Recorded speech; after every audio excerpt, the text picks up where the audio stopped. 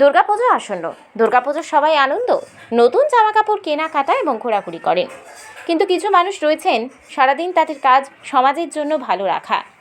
সমাজের জন্যই তারা দিনরাত পরিশ্রম করছেন। তাদের কথা চিন্তা করে খুব কম লোকই। ব্যারাকপুর পৌরসভার 2 নম্বর ওয়ার্ডের পৌরপিতা সম্রাট তপাদার নিজের সাধ্য মতন সেই সকল পৌরকর্মীদের হাতে তুলে দিলেন পুজোর উপহার।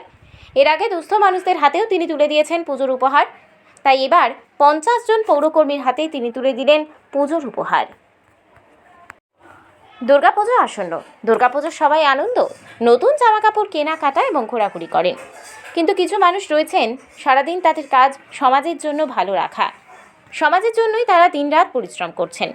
তাদের কথা চিন্তা করে খুব কম লোকই। ব্যারাকপুর পৌরসভার 2 নম্বর ওয়ার্ডের পৌরপিতা সম্রাট তপাদার নিজের সাধ্য মতন সেই সকল পৌরকর্মীদের হাতে তুলে দিলেন পুজোর উপহার। এর আগে দুস্থ মানুষদের হাতেও তিনি তুলে দিয়েছেন পুজোর উপহার। তাই এবার 50 জন পৌরকর্মীর হাতেই তিনি তুলে দিলেন পুজোর উপহার।